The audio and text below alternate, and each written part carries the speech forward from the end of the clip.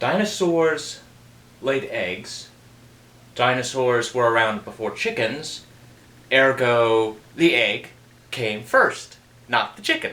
Hi, I'm Drew, welcome to the Beggars Woodshop, and it's that time of the year where we see eggs. Eggs are all decorated and colorful, and well, I guess it's time I joined the bandwagon there and turn one on the lathe. But why? Why the egg? Why do we decorate them and do all this in the celebration of the Christian feast of Easter? Well, believe it or not, there is a reason. But we'll get to that a little bit later. First, let me show you what I've got set up on the lathe. Come here, check this out. Hey everyone, I just want to take a pause here from whatever it is I'm working on, just to say one thing. Thank you. Thank you for your support of this channel. From your likes, your comments, your subscriptions, your views, and sharing this out there with other people. I thank you. You've helped this channel grow. If it wasn't for you guys, I don't know what I'd be doing. Of course, I'd also like to thank those of you who have supported in other ways, from equipment, be it here for the shop, or for being able to film these projects, as well as those who have contributed financially. There's a GoFundMe link down in the description below, so thank you to all of you who have contributed that way, but also personally, those of you that know me. So again, thank you, ladies and gentlemen. Thank you for helping this channel grow, and I hope to continue to bring you content that you enjoy. Now, let's get back to whatever it is I'm doing. Here's our blank. Now, this blank is actually out of a mess up. I had a project that I was working on, oddly enough it's still incomplete, and I glued a couple of pieces together. Unfortunately, there was a mess up with the bandsaw, and I was using the wrong blade really in the end. So, the project kind of just sat there, at least the piece of wood. I redid the whole glue up with something else. Then I got my jointer working. So I cut off what I felt was bad, jointed some of the ends, cut them down properly with, I believe, the table saw, and then glued them again so I had a more squared blank. Now I've taken those, cut off the ends kind of awkwardly because, let's admit, it wasn't 100% square, and I've got everything prepped and ready to go. All we have to do is just start turning on the lathe. But before we do, we gotta talk about safety. Read the manuals that come with your power tools. The more you understand and follow those safety rules, the less likely you are to cause personal injury either to yourself or someone else. This is a lathe job, and normally I wouldn't say this with a lathe, but because I'm using a shopsmith, hearing protection is a must. You don't want to go deaf while you're still young. Now, newer versions with the Power Pro, that's a little different story. But no matter which way you look at it, the greatest protection you could take, eye protection. You will be thankful the day these come in handy. Let's just hope it never does. Now, I feel comfortable enough on a spindle to only use basic eye protection. But generally, with a lathe, you're going to want a face shield. And for extra measure, I will wear one too. Alright, let's get started.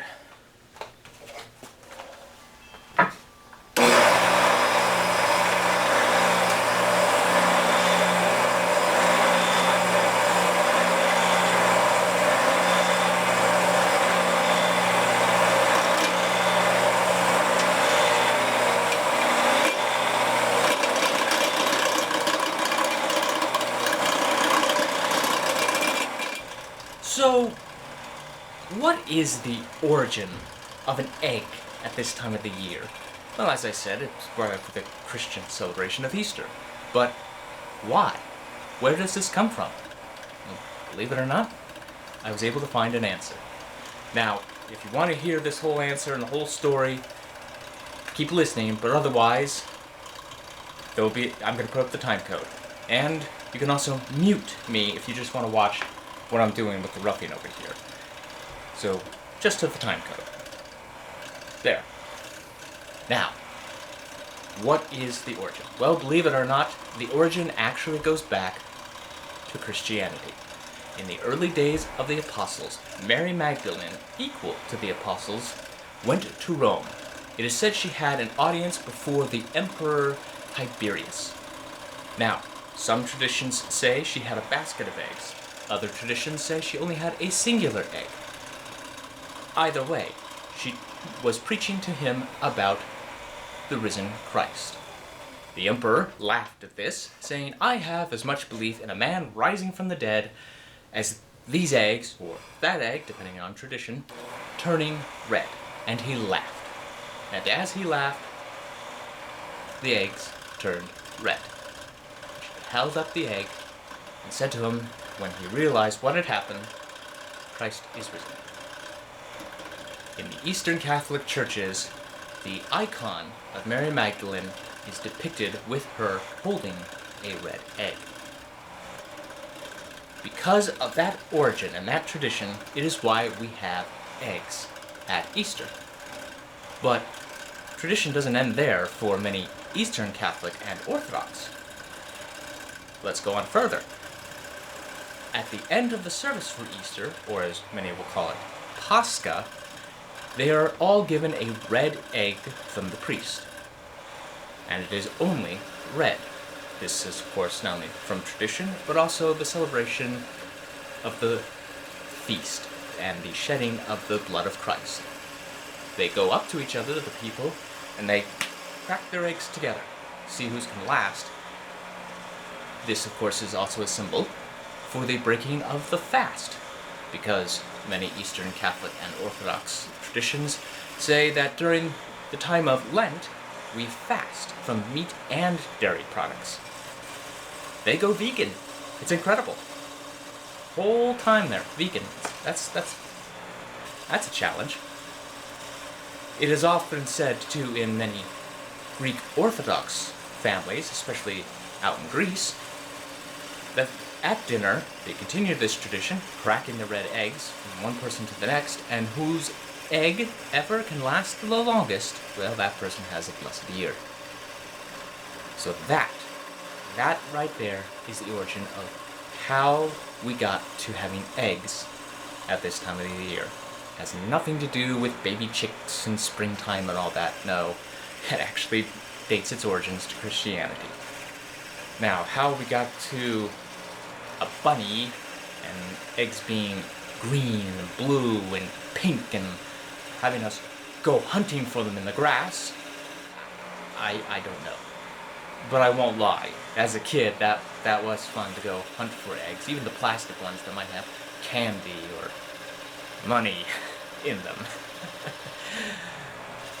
All right, let's get back to what I'm doing and have a little fun here.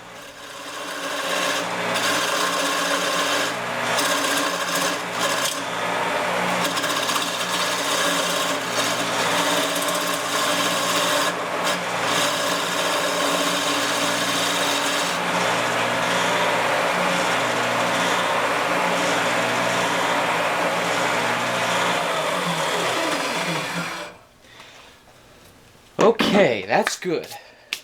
Our blank is rounded. Well, at least half of it anyway. Why? Because while I was turning, I started to get these weird chip outs.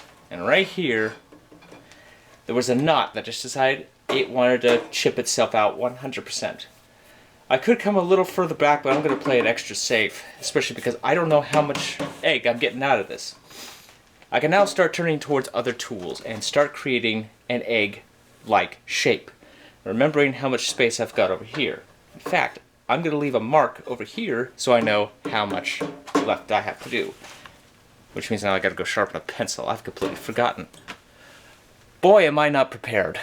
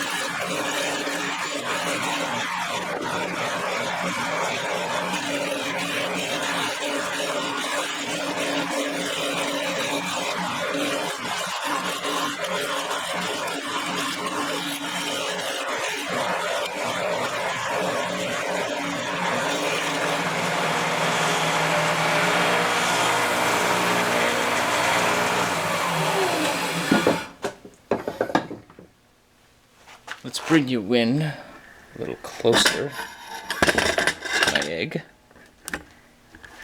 It is not the greatest shape, and it's kind of small. There's my finger for scale. But I'll sand it and make it work.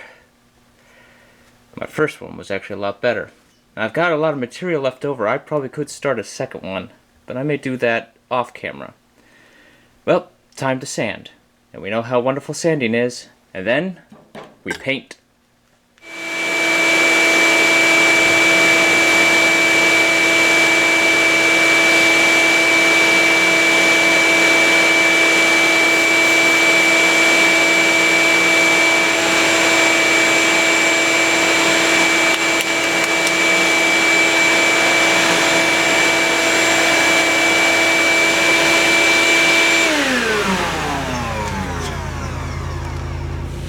I only went to 250 grit because we're painting this, so I don't have to worry about the really high grits.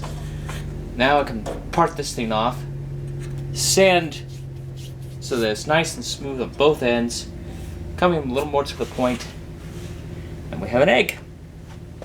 Up to it. Back.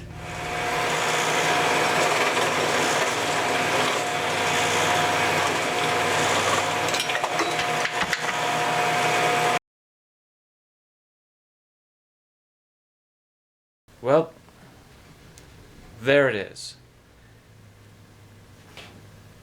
My egg kind of turned out a little odd, as it were. Paint job's not the best. Now here's one I did about a year or two ago. A little more teardrop shaped than egg. And I had a little flat bottom, but that also helps it sit a little flatter. Either way, I am very happy with how this turned out, and I know who I'm giving this to. You know, I think I got enough material. Maybe I should try to make another one. I don't know yet. But yeah, I'm very happy with how this turned out, and hopefully it encourages you next time this time of the year rolls around, or at the time of this video. You have just enough time at the time of this video, just enough to maybe make a few yourself and put them out for the kids or the nieces and nephews and whoever to try a hunt around your shop. Where'd I hide the eggs? And if you enjoyed the history, I hope hope you learned actually something from it. Yeah, but yeah, as always, like, comment, subscribe, share these videos. You guys are really helping this channel grow. I think I got an idea of what I'm doing next time. And speaking of next time, hopefully I will see you next time, right here, on the Beggars Woodshop.